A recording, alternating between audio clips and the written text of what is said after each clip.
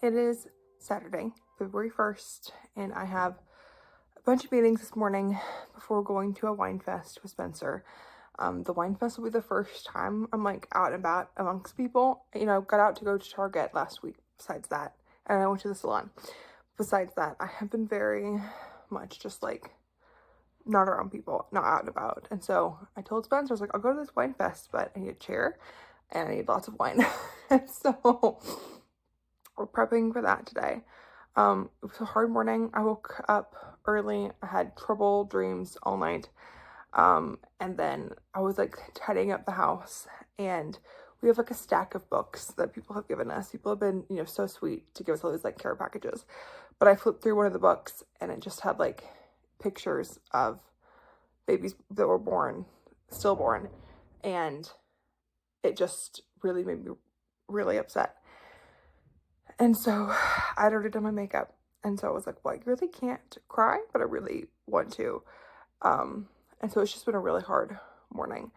I feel like in order to be okay, I just like not be in that headspace and to pretend it didn't happen. But it did. And when I'm like reminded of that, it's just really hard to exist and act normal. But I have to act normal because I have meetings and we have activities all day. But if I didn't have those, I think I would have just gone back to bed and cried. So it's a hard start to this Saturday. I hope it ends better. I am excited for my meetings. They're going to be good ones. But it's just hard to go from my child is gone and I just want to cry to, work McKenna. But it is okay. We're going to make it today. I'm in another cup of coffee. I'm a cup of coffee, number 2 for the day. And my nails look horrible. I really hope I can fix my nails before we go.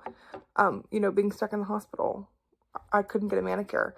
And so I bought all the stuff on Amazon to do a gel manicure myself. And it's just been a disaster. And now that I'm out, I was still like, well, I got all this stuff I'm going to try. And so I tried twice. It's just a complete fail. This whole thing made me realize how much we should appreciate our nail techs more. And so I don't know if I'm going to go here in Pennsylvania, if I'm just going to wait till I get back to LA. But if I wait till I get back to LA, my nail lady, Anya, is going to be like, what have you done, McKenna? I'm going to be like, I don't know.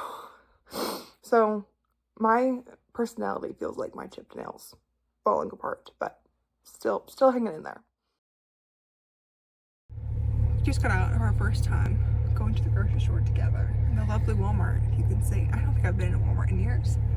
They don't have these in LA. We were stopped like several times by such lovely people. People offering their condolences and telling us that they've been praying for us and Mary Claire, and that their siblings and relatives are praying for us. They watched the vlogs and followed along.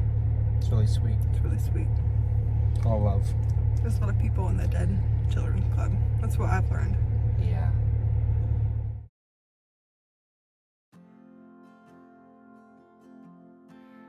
It is a month ago today that Mary Claire died. I'm having a really hard day.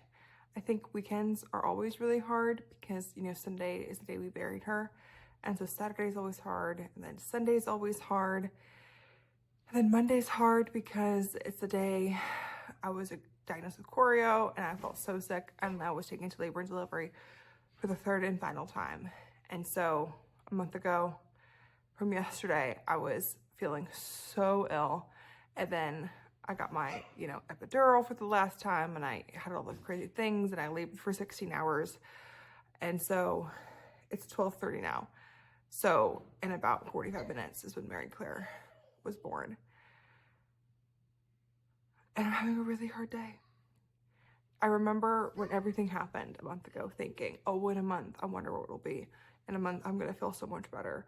In a month, I wonder how, I'll look back and it'll all be over.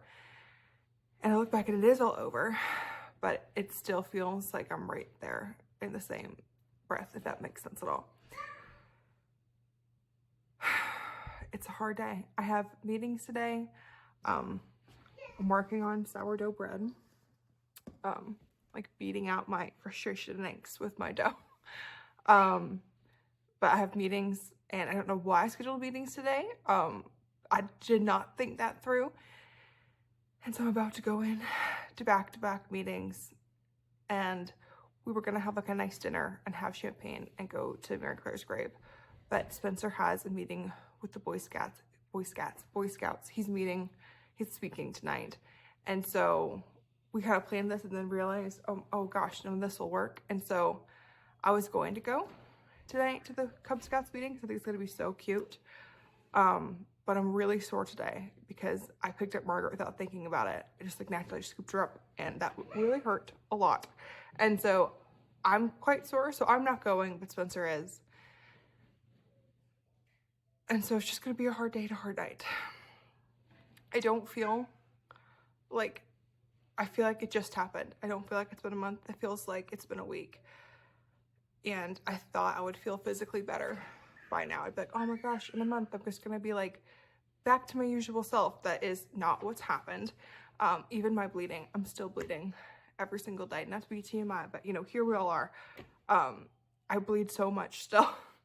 And I've been bleeding every day since September. I calculated this the other night because that's when I thought I had my first miscarriage. It was the beginning of September, or like middle. And so since then, I have bled almost every single day till now. And now it's the beginning of February. And so I'm really over it. It's like a frustration that every day I'm just like, is it ever gonna stop? Who knows? But we hear Margaret playing in the other room. But I'm very sore, very bloody still. And I'm just like, and my daughter's gone. So I keep hoping it's gonna get better and get easier. And it just feels like it doesn't. So I'm gonna keep eating.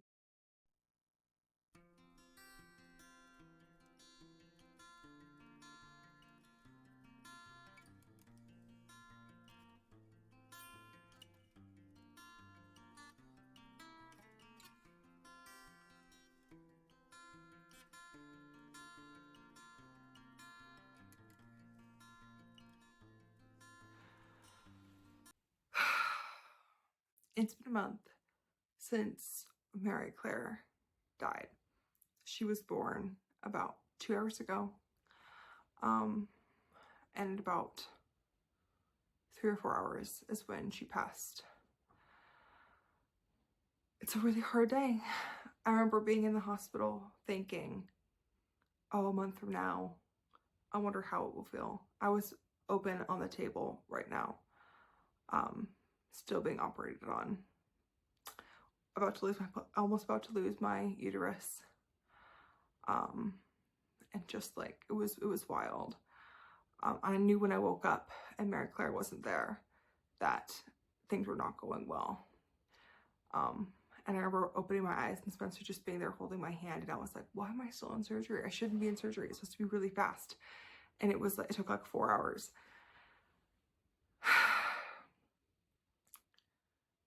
I remember it being the worst day ever. And I remember like the first time I got out of bed was going to see Mary Claire, which was about like 7:45, I think. Because you know, she had to go to surgery, and then my recovery took longer to get out of labor and delivery and back into my room. And I got like from the bed to the wheelchair to be wheeled down to see her in the NICU. And it was just the world's worst night. It was so horrible. I remember when my water broke. We were at 2 hospitals. The first hospital we went to, my water first broke, was the one near our house in Pennsylvania. And we went there. It was about 45 minutes away. And we stayed there for 5 days until we went to UPMC in Pittsburgh. And that's where we stayed until Mary Claire was born. And so we were in the first hospital. And I remember, like, you know, a day went by and I didn't go into labor. And so we were just kind of like in the hospital saying what my body was going to do. Because like 90% of women, when their water breaks, go into labor in the first 24 hours. But of course, I didn't. My body does weird things with labor. And so I remember Spencer went down to the cafeteria to get food.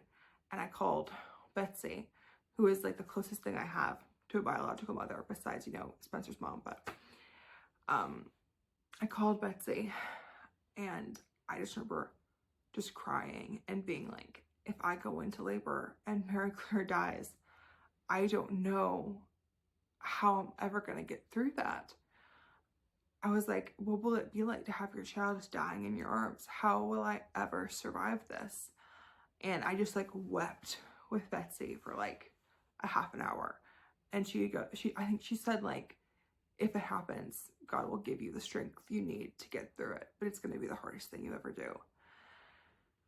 And so when I just kept not going into labor, I think the longer it went on, the more hope I had. Because, you know, every week that went by, every day that went by, you just had a little more hope and a little more hope and a little more hope. I had this, like, I knew in the hospital that, like, whenever I did go into labor, it was going to be under terrible circumstances. It could be either A, I was going to get choreo, or B, my placenta would erupt. And, you know, I was told that once that happened, I had like 20 minutes to get a transfusion or else I would die. And so I was like, no matter what happens, it's going to be really, really terrible unless by some miracle I make it to 34 weeks, which just felt so unlikely. And so living every day in the hospital had that stress, but also it had the stress of, if she comes out, will she survive, or will I have to like hold my daughter while she dies? And then it was also the stress of, well, what if she comes out and she makes it and she's like in the NICU and I get discharged and I'm like, you know, nearby, because, you know, we would have gotten an apartment in Pittsburgh until she got discharged from the NICU. But like, what if I'm nearby and she passes really fast and I can't make it in time and she passes without us? And so all of those fears were like playing together all at the same time. But the moment of Mary Claire passing, I don't know how anything or anyone, or like knowing that it's probably coming, can prepare you for that minute. It felt like a horrible, terrible dream. And even now, it just feels like she's just gonna like be okay, and she's just gonna like appear. Like sometimes I wake up and I just kind of look around and I'm just like, is Mary Claire really gone, or is she still here? I saved like all the things from the hospital for her. Like I saved our NICU bands. Spencer and I saved the blanket that we held her in when she passed. Like all the cards. We have like hundreds of cards from people. So they were praying for us while we were in the hospital, and sympathy cards when she passed. And when Margaret was born, I got one of those trunks from Petite Keep. They're so cute, and it has her name in it, and it's pink. And so when Mary Claire was born, I got one for Mary Claire, and you know, I picked out a white one because it just seemed really fitting for her. And it's coming, but I have like the stack of her stuff in my house, and I was, you know, putting it together yesterday, and I was like, oh, this is perfect. When her trunk arrives, I'll pack it all into the trunk, and then whenever she's older, I'll give her the trunk, just like Margaret. And then and that's what I'd been thinking this whole time, even though I knew she had passed. But like I had the stack for her, and in my head I was like, oh, it's gonna go in her trunk, and then when she's an adult, she'll have the trunk, and then she'll have all this stuff. And it just like hit me like a ton of bricks. I was like, oh my gosh, what am I thinking? Like, she'll never have this trunk. This trunk is really for me to remember her by.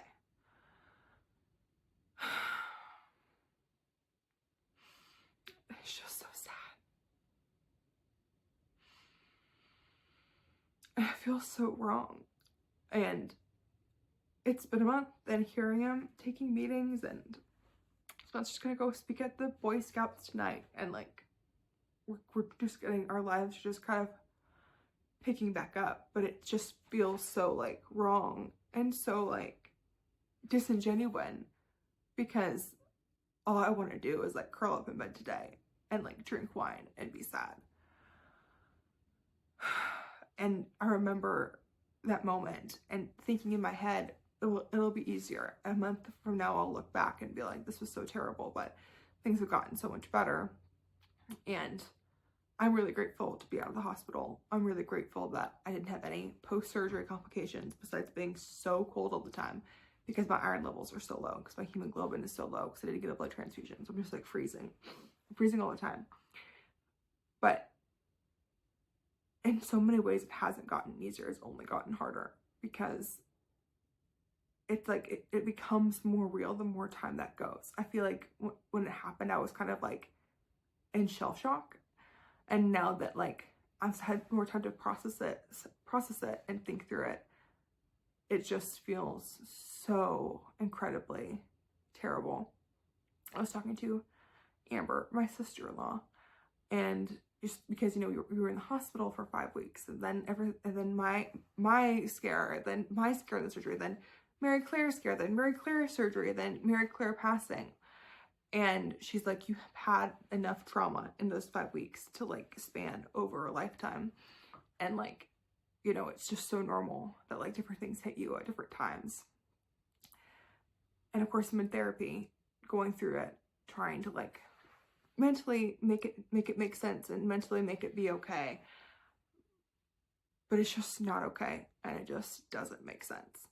And it's so hard not to be so upset with my body, because like I can have a healthy baby. I have a healthy baby. Margaret, her pregnancy was perfect. Her birth was perfect. She's perfect. Her health is perfect. Like I've created, my body can do it.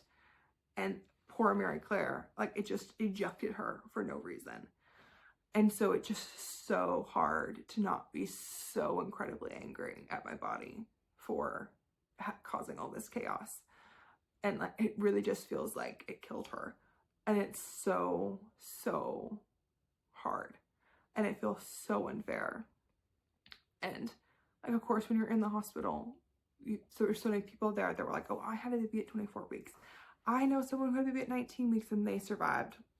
I don't know if that's possible, but you know, all these like stories come out of the woodworks, but people don't talk about it on the other side, of course, being like, oh, I was in your shoes and my baby died, because no one wants to say that to someone who is in that situation, because that's just sad. So, but we were so filled with the hope of other kids have survived. Maybe my kid will too. And for her to have passed just feels like why wouldn't God save my baby? But he saved other people's babies. And like, we loved her, we wanted her. Like, it would have been so wonderful for Margaret to have a little sister, but she doesn't now. Or she does, but she's gone, and she'll never like know her. I just don't understand it. We had, you know, Mary Claire with us for the 2 days after she was born, and we weren't going to bring Margaret to the hospital because I was like, it'll be too traumatic for Margaret to be here, even though she doesn't understand it.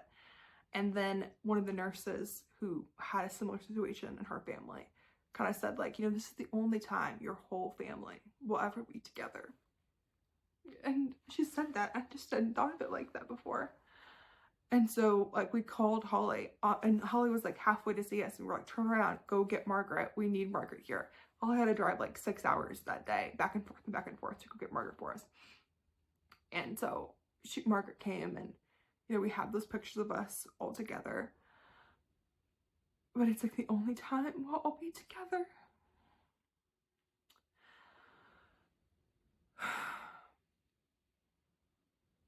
And I just don't understand why this had to happen.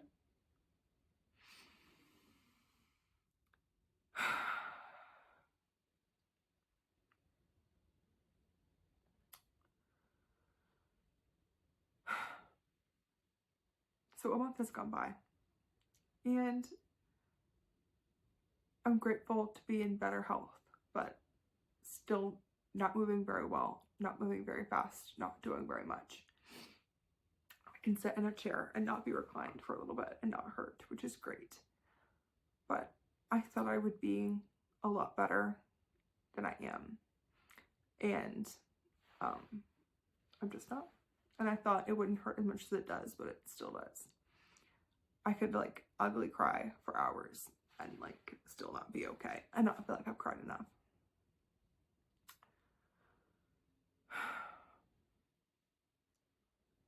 I don't know if there is a different way to handle it or a better way to handle it. I just think that when these things happen, you just have to kind of somehow survive them. And I'm just not sure. Like, I don't know if it'll ever get easier than this. but we have survived a month and we're still here. My meetings are done.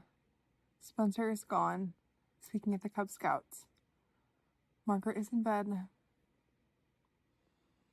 I'm just so sad. I've cried all day. I knew it'd be a hard day, but I did not think it would be this hard. I don't even know what to do. I stress baked bread in between my meetings all day, and now I feel like I'm gonna stress bake soup. Or is it stress cook? I'll stress cook soup, just because I feel like if I'm just like, don't have anything to do, or if I start moving, I'm just gonna like melt into a puddle and just be too sad.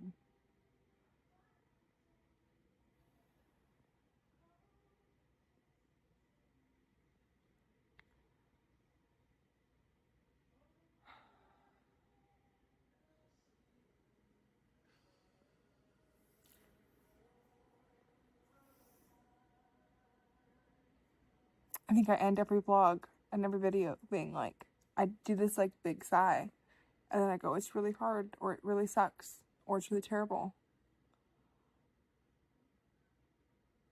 I feel like it's really repetitive, but I just can't end my vlog in any other way. I just have nothing else to say but that it's really hard. I just really wish she was still here. We put Margaret to bed, and we sang her the goodnight song, like we always do. And when we left Mary Claire, we sang it to her.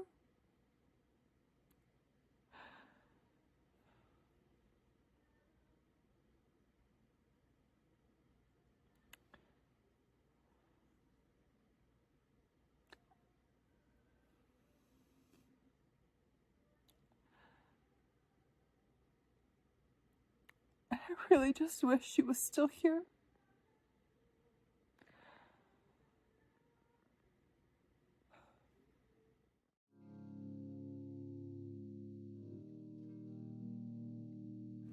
It was a very hard night, and it's been a very hard day.